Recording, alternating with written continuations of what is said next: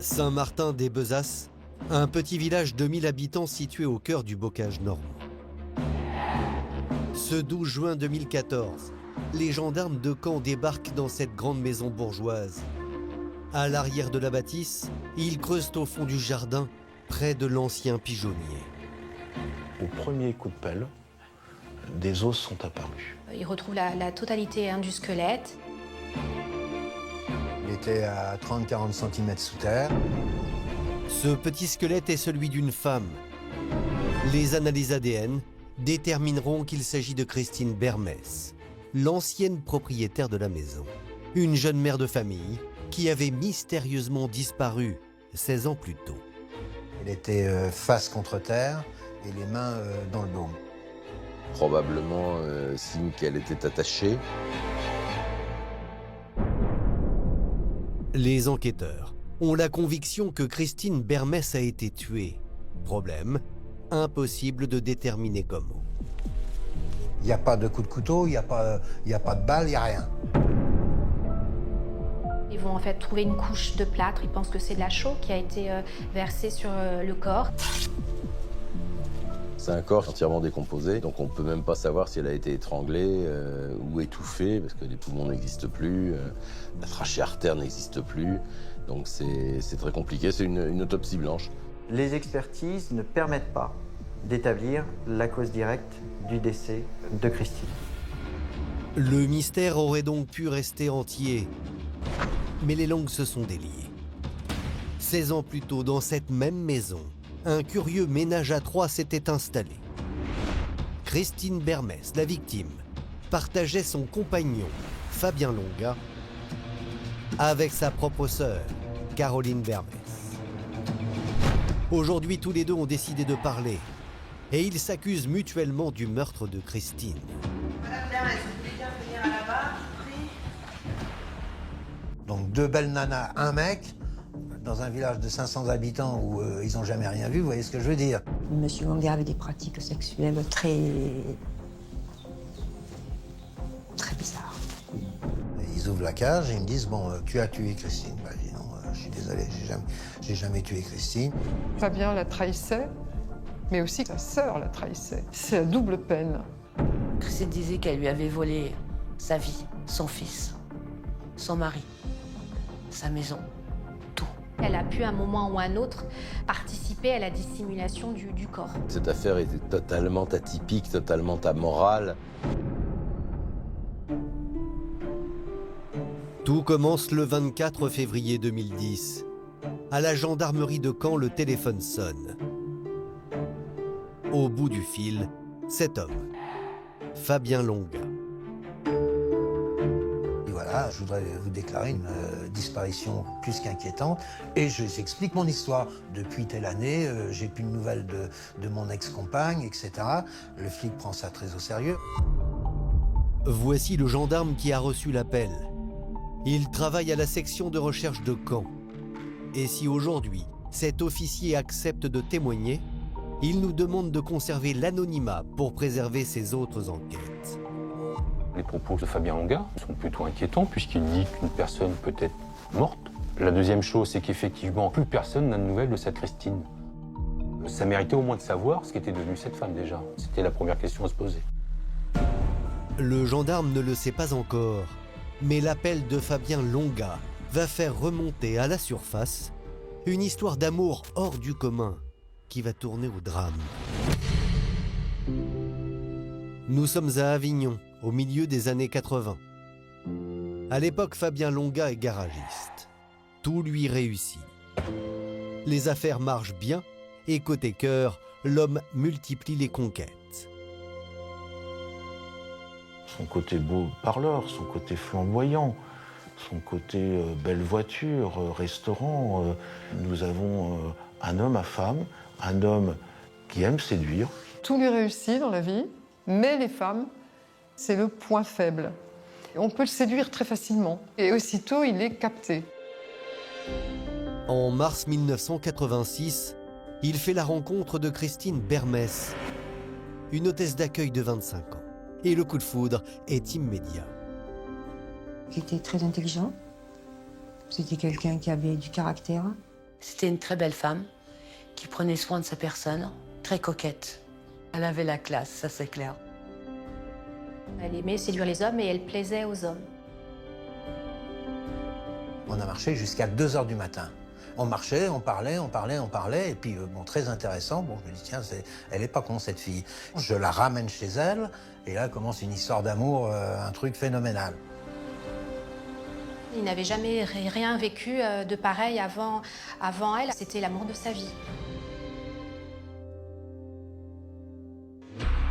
Seulement Fabien Longa est marié depuis 15 ans et père de 2 enfants. En apprenant l'infidélité de son mari, l'épouse trahie va déclencher une scène de ménage, une dispute qui révèle l'autre visage de Fabien Longa. J'étais avec Christine, et puis elle m'a fait un scandale, donc fou de rage, j'ai pris une hache, bon c'est pas mal, mais bon j'ai pas touché ma femme, j'ai pris la hache, j'ai coupé les 4 montants de la Fiat Ritmo, à ras du capot, à ras de l'arrière, le toit, j'ai fait une décapotable en 3 minutes et demie. On voit déjà le côté un peu violent de Fabien. Il est à la faute en réalité parce qu'il a une maîtresse, parce qu'il quitte sa femme pour aller vivre une autre histoire. Et non content de ça, il détruit la voiture de son épouse. Fabien Longa s'installe avec sa maîtresse, qui devient aussi son assistante au travail. Le fougueux garagiste est un homme comblé. Elle était au top partout, elle était à fond avec moi. Bon, c'est ce que tout homme rêve d'avoir, je l'ai eu. Mais ce bonheur va être de courte durée. Car une nouvelle femme ne va pas tarder à le faire voler en éclats. Et cette femme, c'est Caroline Bermès, la sœur aînée de Christine. Et c'est Christine elle-même qui, bien malgré elle, va pousser Caroline dans les bras de son compagnon. Christine n'a pas le permis de conduire, je suis dans l'automobile. Christine me dit, quand tu as besoin de bouger des voitures, prends ma sœur. Bon, je prends sa sœur.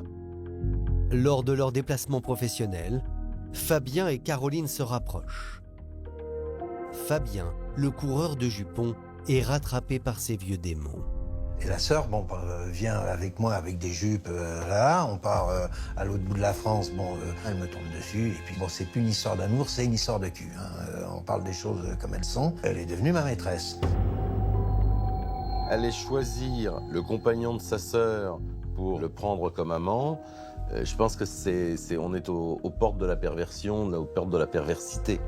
C'est malsain, c'est éminemment malsain. Et en plus, tout ce beau monde travaille ensemble. Lorsqu'elle découvre la trahison en feuilletant le journal intime de sa sœur, Christine décide de passer l'éponge, mais à une condition. Elle voit que sa sœur prend une emprise énorme sur notre vie, et Christine me dit, écoute, on cherche une maison, on va acheter. N'importe où, je veux partir d'ici. Je dis, ok, pas de problème. Pour repartir de zéro après la découverte de la relation avec Caroline, ils achètent, ils en deviennent propriétaires, une maison d'habitation, un terrain à Saint-Martin-des-Bezasses, du côté de Vire. Une putain de maison, un truc énorme, je sais plus, 450 ou 500 mètres carrés, le truc, le rêve, et pour une misère. Dans ce village isolé et peu animé, tout laisse penser que Fabien et Christine, désormais parents d'un petit garçon, vont retrouver une vie tranquille. Il y a pourtant un problème de taille.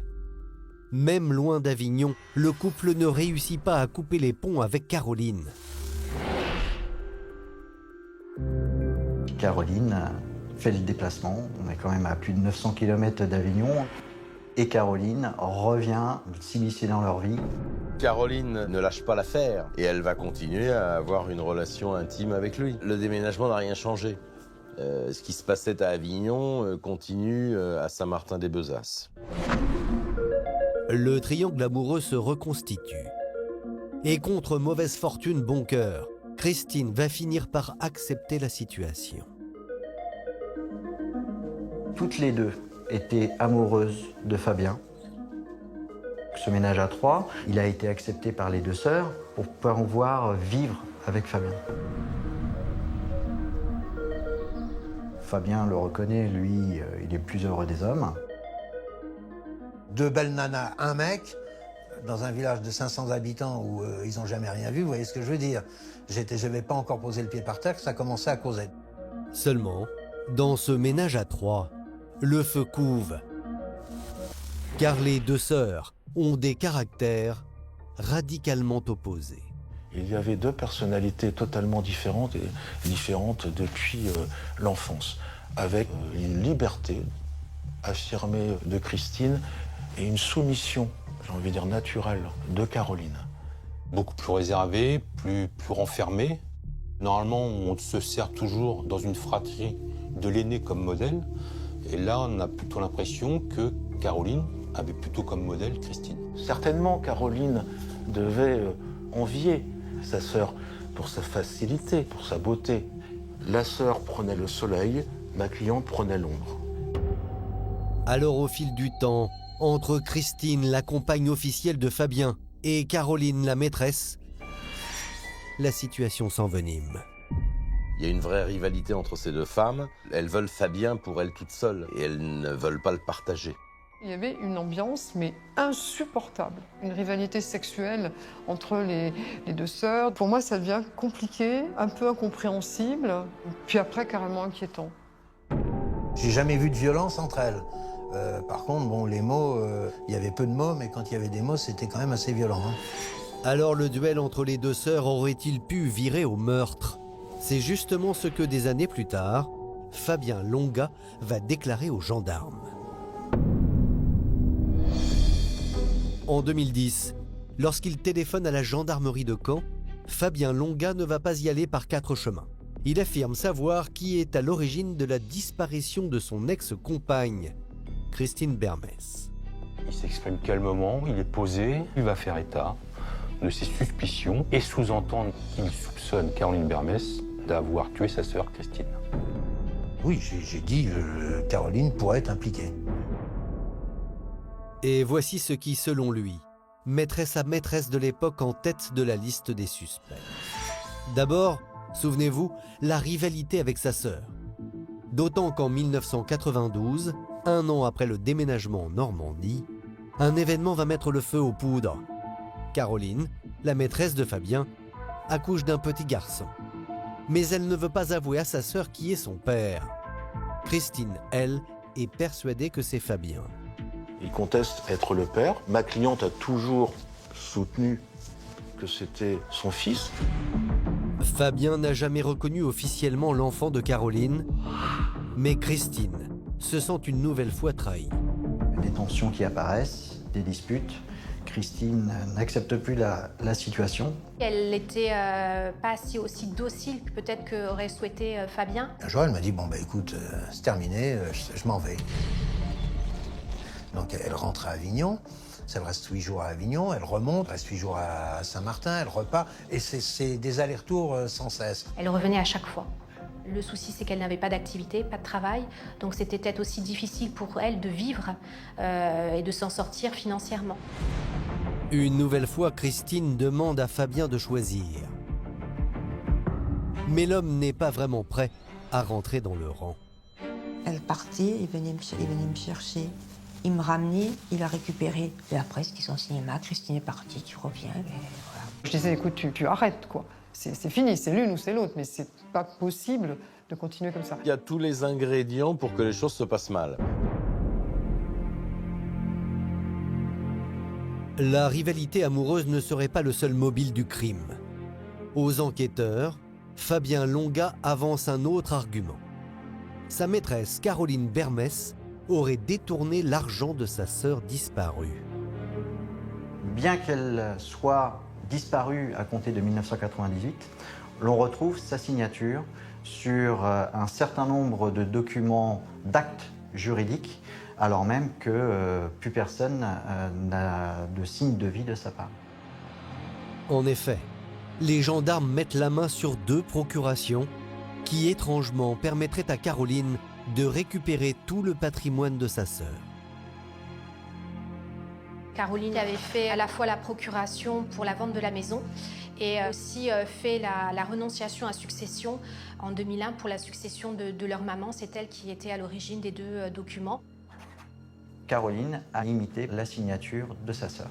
Elle a pris la carte d'identité de Christine. Elle est allée authentifier en mairie la signature prétendument de sa sœur parce qu'il y avait une certaine ressemblance. Incroyable. Caroline aurait usurpé l'identité de sa sœur, ce qui lui aurait permis de détourner 120 000 €. Mais ce n'est pas tout. Il y aurait, selon Fabien Longa, encore plus compromettant. Fabien explique aux gendarmes que sa maîtresse Caroline serait la dernière personne à avoir vu sa sœur vivante. Je dis, bon, Christine est où? Elle est repartie. Je dis, ouais, non, ben, elle a appelé un taxi, elle est partie. Sur le coup, je trouve ça bizarre. Puis je me dis, bon, elle va peut-être m'appeler, il va peut-être se passer quelque chose. Il se passe 15 jours, il se passe 1 mois, 2 mois, 3 mois, et il ne se passe rien.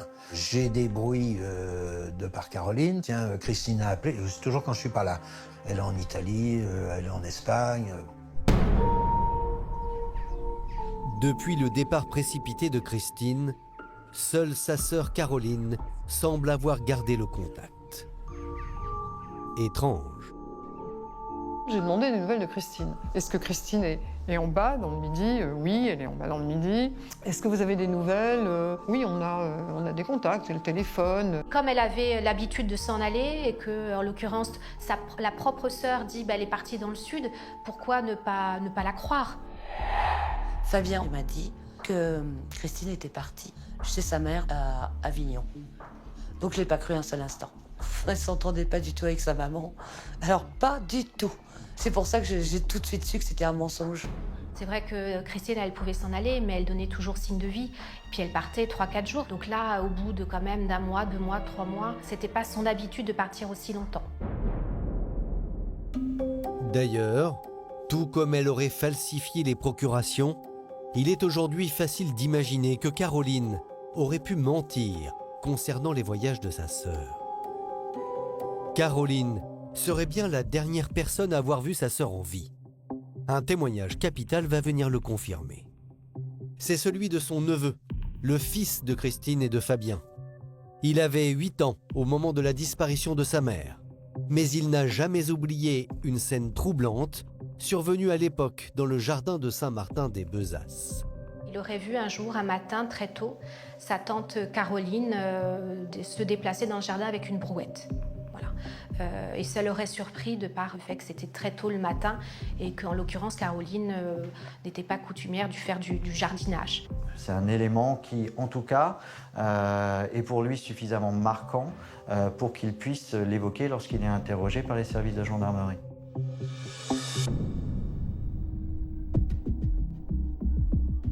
Rivalité amoureuse, détournement d'argent, présence sur les lieux le jour de la disparition.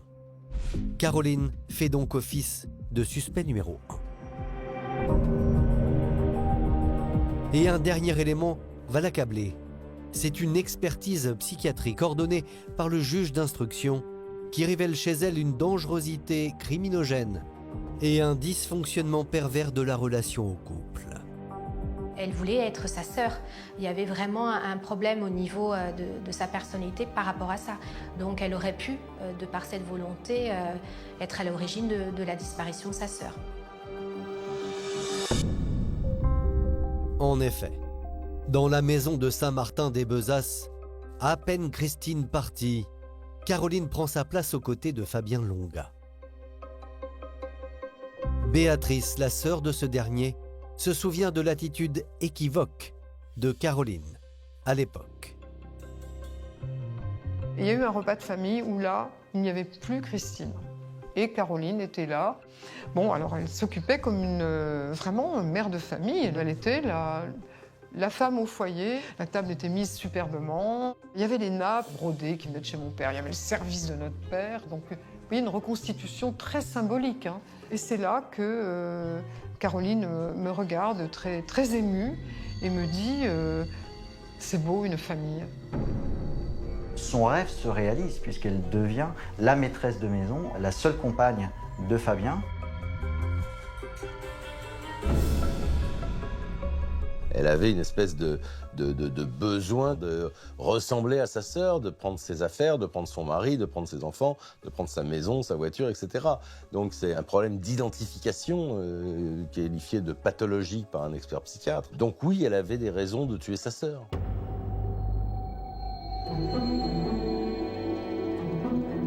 Alors, Caroline Bermès, la maîtresse de Fabien, a-t-elle éliminé sa sœur? Peut-être pas, car face aux accusations de son amant de l'époque, elle va donner de l'histoire une version totalement différente et faire de surprenantes révélations. Selon elle, si Fabien l'accuse de meurtre, ce serait pour se venger de l'avoir quitté quelques semaines plus tôt. En effet, pendant 12 ans, Fabien Longa et Caroline Bermès vont vivre ensemble, au grand jour. Le couple va même donner naissance à une petite fille, avant de s'envoler en 2006 pour le Québec. Une relation qui va brutalement s'achever 4 ans plus tard, et la raison avancée sème le trouble. Lorsqu'elle se sépare de son compagnon, Caroline Bermès se réfugie dans un foyer pour femmes battues. Elle prétend que depuis la mort de sa sœur Christine, elle vit dans la peur, sous emprise. Qu'il soit avec moi ou avec elle, il était violent avec les deux. Que j'avais pas le droit de mettre des pantalons, j'avais pas le droit de couper les cheveux, j'avais pas le droit de sortir, j'avais pas le droit de travailler. Il me répétait du matin au soir, je suis une poète, tu es bonne à rien, tu es bonne à rien, tu es bonne à rien. Il arrivait dans l'allée, il claquait la portière, je savais ce qu'il allait arriver. On était à table pour un rien, vous preniez la casserole de petits pois, vous la preniez sur la tête. Une femme, on doit l'adresser. Donc on l'adresse à coups de claque, à coups de pied. J'étais bleue de la tête aux pieds. Dès qu'il s'approchait, je mettais les mains devant, parce que je ne savais pas si ça allait s'approcher pour avoir un geste gentil ou pour mettre une claque.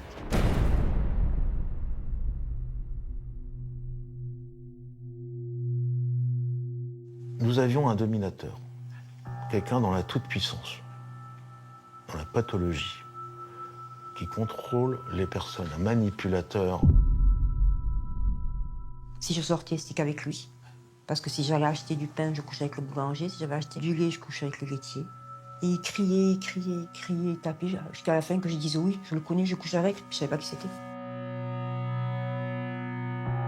Vous êtes sa chose, sa propriété. D'après Caroline, Fabien Longa serait donc jaloux et violent. Des déclarations qui, souvenez-vous, font écho à la réaction de l'homme lors de la rupture avec sa première femme. Coup de rage, j'ai pris une hache, j'ai coupé les 4 montants de la Fiat Ritmo, j'ai fait une décapotable en 3 minutes et demie. Mais c'est une autre scène de ménage, survenue en 1996, qui interroge, car les choses vont totalement déraper. Retour dans la maison normande de Saint-Martin-des-Bezasses. À l'époque, Fabien Longa refuse de mettre fin à sa relation avec sa maîtresse, Caroline Bermès. En réaction, Christine, sa compagne officielle, quitte régulièrement le domicile, avec fracas. Des départs intempestifs qui rendent Fabien Longa fou de jalousie. Un jour, Christine pète un câble, elle se met sur le balcon et elle se met à hurler au secours, au secours, au secours. Donc j'ai attrapé Christine et je l'ai mis sur le lit. C'est à ce moment-là qu'il va décider de la ligoter pour qu'elle ne bouge plus. Caroline est présente, c'est elle qui va chercher la corde, parce que Fabien va lui demander d'aller chercher une corde, donc elle va aller la chercher. Christine était véritablement dans une panique absolue. Comme elle va pas se laisser faire, il va l'emmener dans la salle de bain. Toujours ligotée, les mains derrière le dos, ligotée avec les pieds. Et elle va rester dans la salle de bain le temps que Fabien se douche. Et après, Caroline va prendre sa douche en présence de sa sœur qui est ligotée à côté de la baignoire. Christine est en difficulté, elle est agressée par son mari qui est furieux, qui l'attache, qui veut l'emmener dans le coffre de sa voiture. On peut attendre de la part de sa sœur, à tout le moins qu'elle ne bouge pas, mais en tout cas pas qu'elle aide et qu'elle porte assistance à l'agresseur. Or, c'est ce qu'elle a fait. L'après-midi, elle va rester comme ça, ligotée. Et puis, à 16h, il va lui dire qu'il faut qu'il la descende dans le garage parce que les enfants vont bientôt arriver. Christine aurait supplié sa sœur de l'aider et elle l'aurait laissé ainsi et elle serait partie chercher les enfants. Christine est terrorisée car elle se demande où Fabien va s'arrêter. J'ai attaché Christine avec une chaîne et des cadenas. Je l'ai mis dans le coffre d'une voiture et j'ai fermé le coffre. Elle se libère des cadenas, des chaînes, elle ouvre le coffre, elle va pieds nus chez des voisins crier au secours. Les voisins conduisent Christine à la gendarmerie où elle porte plainte contre Fabien. Mais ça ne se calme pas, bien au contraire. Il va l'attendre à la sortie du commissariat et va poursuivre la voiture où se trouve Christine.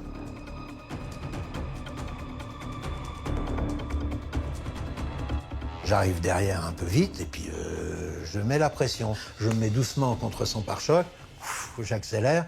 Et quand je me mets en colère, je me mets en colère. Je l'ai poussé et on était à 200 à l'heure. Et puis à un moment donné, il est parti et il s'est foutu dans le rail. La presse locale ne se prive pas de relater l'effroyable calvaire de Christine. Et cette spectaculaire course-poursuite qui, par miracle, n'a fait aucun blessé. Ce qui vaudra à Fabien d'être condamné pour séquestration et violence volontaire. Le lendemain matin, 6 heures, il y avait 50 gendarmes autour, 50 au sens propre du terme, la maison encerclée, etc. Ils sont venus m'arrêter pour violence avec arme étant le véhicule, et incarcéré immédiatement à la prison. Il reconnaît qu'il peut lui arriver d'être impulsif, d'avoir des colères, lui précise qu'il est néanmoins capable de pouvoir se contrôler, mais il reconnaît avoir eu des comportements violents en 1996 à l'égard de Christine. Il parle de claques, de gifles. Christine explique que ça allait au-delà de simples gifles. Nous sommes véritablement dans une situation là de pré-féminicide. Aujourd'hui, on dirait. À l'époque, le terme n'existait pas. Nous sommes véritablement dans une situation extrême. Dès lors, Christine décide de couper les ponts avec son bourreau et sa sœur. Elle s'est mise vraiment en face de moi. Elle me dit, mais est-ce que tu te rends compte de ce qu'ils m'ont fait? Moi, j'aimais ma sœur. Elle devait ressentir que Fabien la trahissait, mais aussi que sa sœur la trahissait. Parce que c'est quand même une double trahison, je trouve. Une fratrie, c'est la double peine. Seulement, Christine Bermès va renouer avec son agresseur. Car son talon d'Achille, la chose à laquelle elle ne peut pas renoncer, c'est son enfant. Sylvie Chardet va faire la rencontre de Christine Bermès dans un foyer pour femmes battues de la région normande. Elle va devenir sa confidente. Ce jour-là, je m'en rappellerai toute ma vie. Une belle voiture est arrivée. Son mari a sorti de la voiture, il a ouvert la porte de Christine et il l'a acheté. Il l'a acheté tout simplement, dehors de la voiture. Elle avait un manteau de fourrure et, en définitive, il a retiré le manteau de fourrure et il l'a laissé sur le trottoir. Sans domicile, sans argent, mais surtout sans son fils, Christine est désespérée. Car en raison des allers-retours incessants de la jeune mère de famille, la justice de Caen a confié la garde de cet enfant à Fabien. Et cet enfant, même si elle n'a peut-être pas toujours été là, quelque chose d'important pour elle.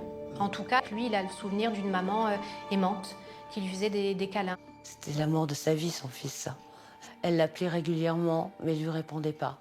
Ou des fois, c'était sa sœur, Caroline, qui, elle, répondait, mais ne passait pas son fils. Et jamais, je suis certaine, n'a su que Christine l'appelait régulièrement.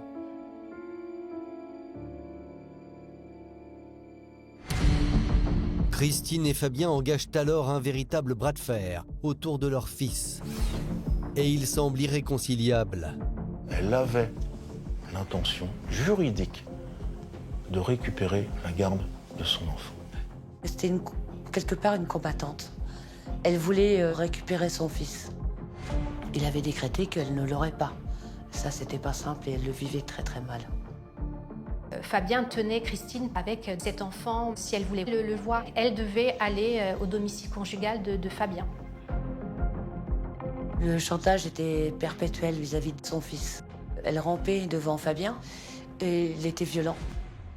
Elle en avait peur. Je l'entends encore avec son accent. Je crains qu'il m'arrive quelque chose. Et je te demande de prendre soin de Edgar et t'occuper d'Edgar plus tard et quand il sera grand et toujours savoir ce qu'il devient. Et elle avait fait la même demande à ma mère. Christine avait-elle un mauvais pressentiment? Ce qui est surprenant, c'est que peu de temps avant sa disparition, elle avait décidé de retourner vivre avec Fabien. Sylvie, la confidente, l'apprend par une lettre que son ami lui a écrite avant de partir. Coucou ma chérie, je repars voir mon fils. J'ai enfin l'opportunité d'avoir la garde. Fabien accepte tout. Je te tiens au courant. Je te fais des gros bisous. À bientôt. Et puis plus rien. Et si cette volte-face pour le moins inattendue de la part de Fabien Longa cachait un piège? Dès lors, l'ex-compagnon pourrait être le meurtrier. Il faut dire que dans ce dossier, un dernier détail ne plaide pas en sa faveur. Pendant 12 ans, il n'a pas cherché à savoir ce qu'était devenu son ex-compagne. Souvenez-vous, l'homme prétend avoir cru sa maîtresse Caroline sur parole. Il se passe 15 jours, il se passe 1 mois, 2 mois, 3 mois, et il ne se passe rien. J'ai des bruits de par Caroline, Christine a appelé, toujours quand je suis pas là. Elle est en Italie, elle est en Espagne. Les mois défilent. Christine s'est volatilisée. Et aussi étonnant que cela puisse paraître, personne ne semble s'inquiéter plus que ça. Le discours que pouvait avoir Fabien ou Caroline de sa maman n'étant pas forcément très positif, elle s'est forgée cette idée que sa maman l'avait abandonnée. Les services sociaux, la justice ont considéré que la situation était stabilisée. Christine était partie, on nous disait qu'elle était partie, on ne savait pas où elle était. Caroline était là, dans la relation de couple, élevait, éduquait l'enfant de sa sœur. Le propre fils de Christine appelait Caroline maman. Cette femme était en grande difficulté, tout le monde le savait. Il y avait ce combat pour récupérer son enfant. Elle décide de revenir vivre chez elle pour son fils, a priori, et elle disparaît. Et elle disparaît sans son fils. Ce qui est clair dans cette histoire, c'est qu'il y a eu un loupé. Il y a eu un loupé des services sociaux et un loupé du système judiciaire.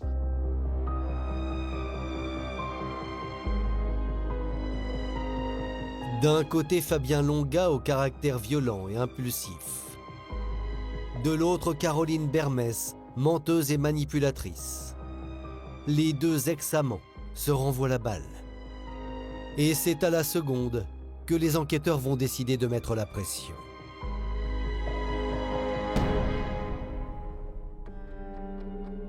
Mai 2014 au Québec, les gendarmes français sont enfin autorisés à venir interroger Caroline Bermès, qui vit toujours sur le sol canadien. On va faire une première audition libre de Caroline. Cette discussion est filmée. Madame, est-ce que vous aimez le jardin? Est-ce que vous aviez une brouette? Ça a été leur première question.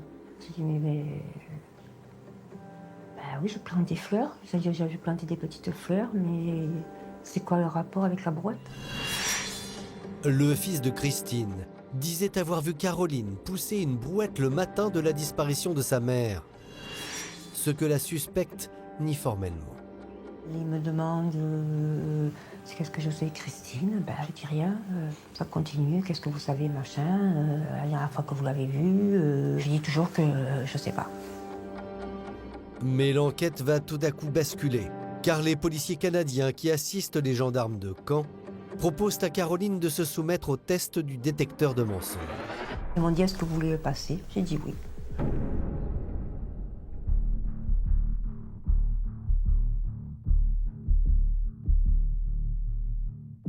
La question « As-tu un rôle d'avoir ôté la vie à Christine ?» L'ordinateur va indiquer qu'effectivement, là, il y a un mensonge. C'est à partir de là, l'expert va dire « Caroline, tu mens ».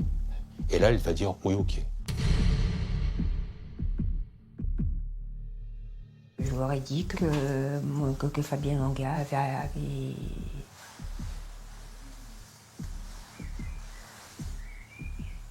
avait tué ma sœur. Je leur ai dit que je le savais, qu'il me l'avait dit, qu'il l'a tué, qu'on n'en parle plus. Elle explique que Fabien et sa sœur Christine sont allés dîner au restaurant, qu'à l'issue de cette soirée, ils se disputent dans la voiture, qu'ensuite il va l'étrangler, et qu'ensuite il va ramener le corps à la maison, le cacher dans la cave, le temps de faire le trou pour pouvoir la faire disparaître.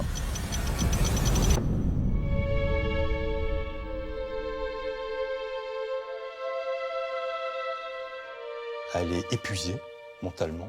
On la sent triste parce qu'elle sent que les choses lui échappent à ce moment-là. On sent une femme apeurée sur son avenir. Au départ, je ne voulais pas parler parce que j'avais peur pour mes enfants. Et après, je me suis dit que quoi qu'il arrive, il était temps que la lumière se fasse. C'était lourd à porter. Au fond de moi, je voulais me libérer. Qu'il se passe quelque chose pour que je puisse parler. Ma bouée, ça a été un mensonge. Parce que quoi qu'on en dise, j'aurais pu le refuser. Pour moi, ça a été une délivrance. Elle va dire, je pense que son corps se trouve à tel endroit. On va lui demander de refaire le schéma de l'emplacement. Elle va faire une croix. Et elle désigne un endroit en particulier qui se trouve au fond du jardin de Saint-Martin-des-Bezasses, au pied d'un pigeonnier. L'information est rapidement vérifiée par les gendarmes.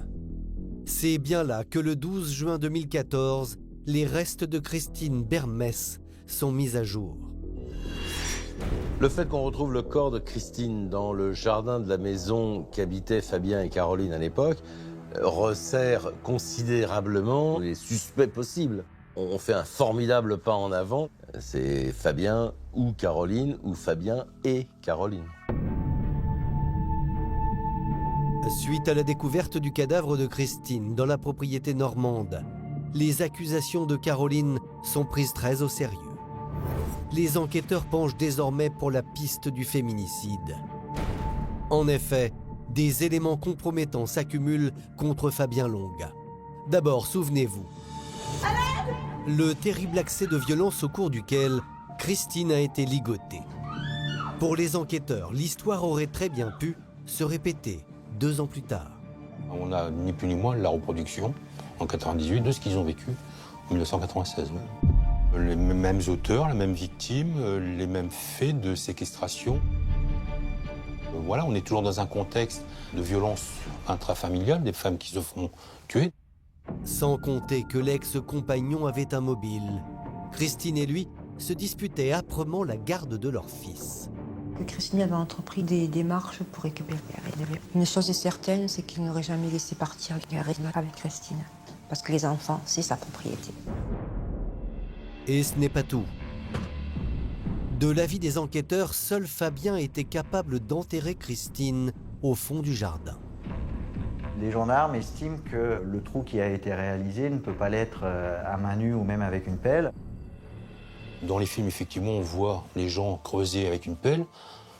Pour ceux qui font un peu de jardinage et d'enterrer un corps, c'est pas aussi évident. Il faut des moyens techniques. Or, effectivement, il y a un engin qui se trouve chez le voisin, qui est utilisé parfois par Fabien et qui pourrait avoir été utilisé pour creuser le trou. Mais la botte secrète des enquêteurs, ce sont des écoutes téléphoniques où Fabien Longa parle du crime avec un proche. Il y évoque un détail important, connu pourtant des seuls gendarmes. Je dis, on a retrouvé le corps de Christine. Christine a été enterrée au fond du jardin, le long du pigeonnier. À ce moment-là, il n'y avait pas l'élément encore sur l'endroit exact où avait été enterrée Christine. Il est impossible que ce monsieur pouvait connaître cet endroit, sauf si lui-même avait des informations qu'il avait pu cacher ou s'il mentait. Le 17 juin 2014, Fabien Longa est placé en garde à vue. Face aux gendarmes, il va devoir se défendre d'avoir commis le crime qu'il a lui-même dénoncé 4 ans plus tôt. Ils me disent, bon, on va arrêter de jouer au con, on a retrouvé le corps de Christine, tu as tué Christine. Bah, je dis non, je suis désolé, j'ai jamais tué Christine. Ils me disent, bon ben voilà, Caroline nous a expliqué, j'ai été au restaurant, je me suis embrouillé avec Christine sur le parking, je l'ai tuée, je suis rentré, j'ai creusé un trou, j'ai mis Christine dans le trou à minuit, à 1h du matin, je suppose, je suis monté me coucher, et je lui ai dit, tiens, réveille-toi, j'ai tué ta sœur. C'est marqué dans les rapports, hein, c'est pas moi qui l'invente. Seulement, pour Fabien Longa, il y a dans cette mise en cause quelque chose qui cloche. Si je tue Christine, je vais pas l'enterrer dans mon jardin. Souvent, on entend « Est-ce que je suis assez bête pour le mettre là ? Je l'aurais fait disparaître. » C'est pas facile de faire disparaître un corps. Et très souvent, les auteurs de crimes, pour cacher leurs méfaits, vont enterrer le corps sur un terrain qu'ils maîtrisent. Puisque, à partir du moment où vous avez maîtrisé cette sépulture, vous prolongez le fait de cacher ce crime. Fabien Longa nie aussi avoir utilisé une pelleteuse pour enterrer Christine. Un scénario, selon lui, totalement absurde. Comme j'ai les pelleteuses, je vais pas le faire comme le dit Caroline à minuit, ça colle pas. J'attends un dimanche matin, je fais un trou de 10 mètres et puis je rebouche et terminé. Il n'y a pas besoin d'un engin de terrasse pour pouvoir creuser ce trou qui n'est qu'à 37 cm. Et lorsqu'on lui demande d'expliquer comment il pouvait connaître le lieu où le corps a été enterré, alors que cette information avait été tenue secrète par les enquêteurs, là encore, il ne se laisse pas démonter. Il va expliquer que c'était son avocat de l'époque qui lui aurait donné les éléments lors d'un échange sur le dossier. Elle a pris un dossier, elle m'a montré tout de suite une photo. Elle m'a dit, est-ce que vous connaissez cet endroit-là?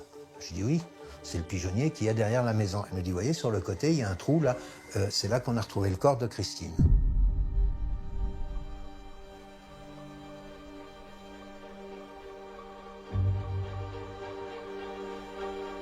Au terme de la garde à vue, Fabien Longa ne reconnaît qu'une chose. Il a menti au sujet de l'argent détourné grâce aux fausses procurations.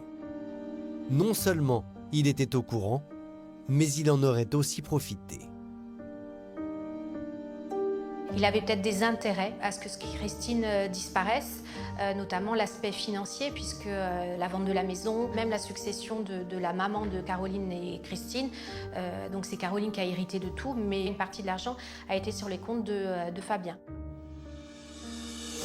Après 8 ans d'enquête, le juge d'instruction de Caen décide de renvoyer aux assises Fabien Longa pour le meurtre de Christine Bermès. Mais l'homme qui clame toujours son innocence fait appel et il va profiter d'un incroyable coup du sort judiciaire. En janvier 2018, la cour d'appel rend son verdict. Fabien Longa ne peut plus être jugé pour le crime. Il a eu le nez creux parce que la cour d'appel a considéré que le crime était beaucoup trop ancien et qu'il y a une règle en droit qui s'appelle la règle de la prescription. On dit qu'un crime est prescrit après 10 ans, à partir du moment où personne n'a commis d'actes judiciaires ou n'a fait d'actes judiciaires pendant les 10 ans. La cour d'appel a décidé qu'elle était morte en 1998 et que par conséquent, en 2014 et après, c'était prescrit. Il est passé à 2 doigts d'aller devant la cour d'assises comme étant la conséquence de sa propre dénonciation. L'arroseur a failli être arrosé.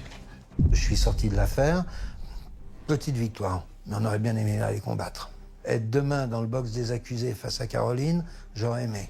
Quitte à prendre 5 ans, 10 ans, c'est le risque. Hein. J'aurais été accusé, je me serais retrouvé en face de Caroline, j'aurais déchargé tout ce que j'avais à décharger. J'ai suffisamment de choses pour m'innocenter. J'ai pas tué Christine et j'aurais préféré qu'elle vive et vivre avec elle.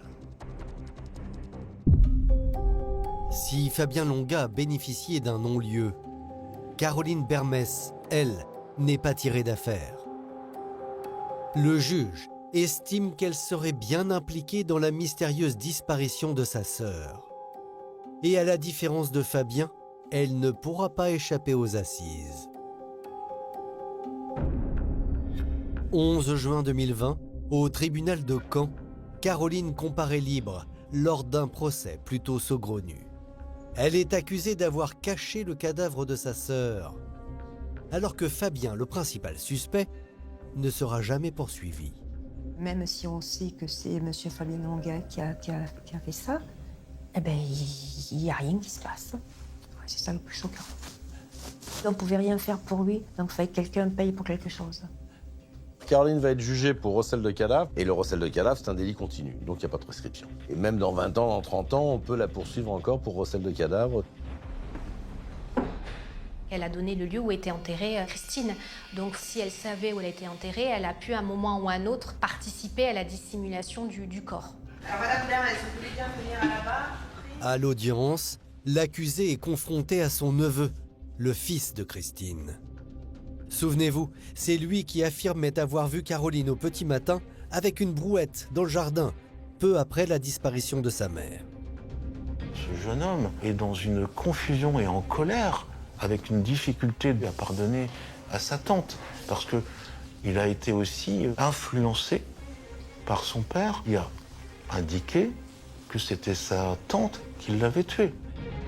D'ailleurs, à la surprise générale, il va faire volte-face et disculper sa tante. Il a eu l'honnêteté de dire qu'il ne savait pas si c'était un souvenir qu'il avait imaginé ou si c'était un souvenir qui avait été induit par quelqu'un qui avait peut-être intérêt à influencer ce témoin. Cet élément qui était à charge contre Caroline est tombé. Et là, nous avons un coup de théâtre judiciaire. Sur les écrans de la salle d'audience, le jeune homme est en larmes. Le public retient son souffle lorsque Caroline demande à lui parler. Je te considérais comme mon fils et je te considérerai toujours comme mon fils. Je t'aime très fort. De voir qu'il a été ému quand j'y ai parlé, si vous saviez comme ça m'a touchée. Son père, c'était son Dieu. Parce que je pense qu'il a compris des choses. Dans le peu de choses, ce que j'y ai dit, il a compris ce que je voulais dire. Mais lorsque Fabien s'avance à la barre des témoins, la tension monte d'un cran. Fabien lance alors à la cour d'assises. On va parler franchement, je pense que Caroline a tué sa sœur. En aucun cas, je n'ai participé à quoi que ce soit. Jamais j'y aurais fait du mal. C'est sa parole contre celle de Fabien. Étant donné que chacun accuse l'autre, il était très difficile de savoir de déterminer le rôle de chacun. Vous n'avez pas de téléphonie, vous n'avez pas de vidéo, vous n'avez pas d'ADN, vous n'avez rien. C'est très compliqué. D'établir les charges 20 ans après ou 18 ans après, c'est beaucoup trop tard en réalité, sauf à obtenir des aveux.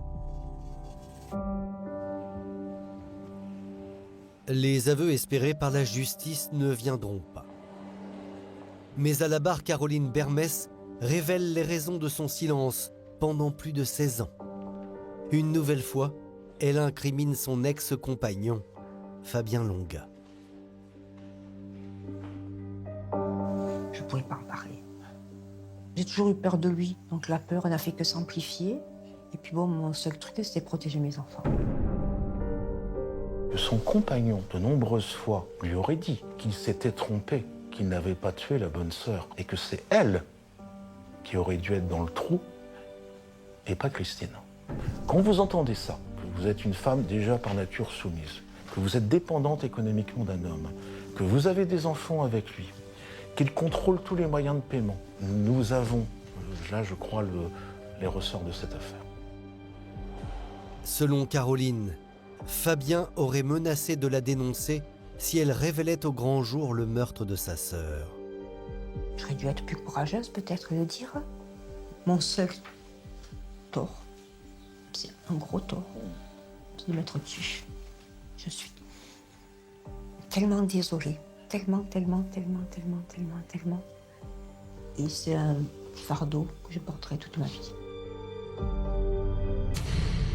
Pour recel de cadavre, Caroline Bermès risquait une peine de 2 ans de prison. Mais à la fin du procès, l'avocat général ne requiert finalement qu'une simple amende de 30 000 €, et cela uniquement pour avoir détourné de l'argent de sa sœur. Et à l'énoncé du verdict, Surprise, Caroline est acquittée. La cour condamne juste son attitude, blâmable. J'y croyais pas. Pour moi, à aucun moment, je n'ai pensé que je pourrais retourner à ma maison libre. Libre et reconnue innocente, quoi. Sous le coup de l'émotion, Caroline s'évanouit. Elle est évacuée par les pompiers. Sur les bancs de la salle d'audience, le procès laisse un goût amer. On a fait ce procès, mais ça servait à rien. Recel de cadavre pour Caroline, elle a été acquittée. Et le suspect principal, c'est-à-dire Fabien, a été entendu en qualité de simple témoin. Et il est venu raconter ce qu'il avait envie de raconter. Donc, ça peut pas fonctionner. Enfin, ça ressemble pas à un procès, de toute façon.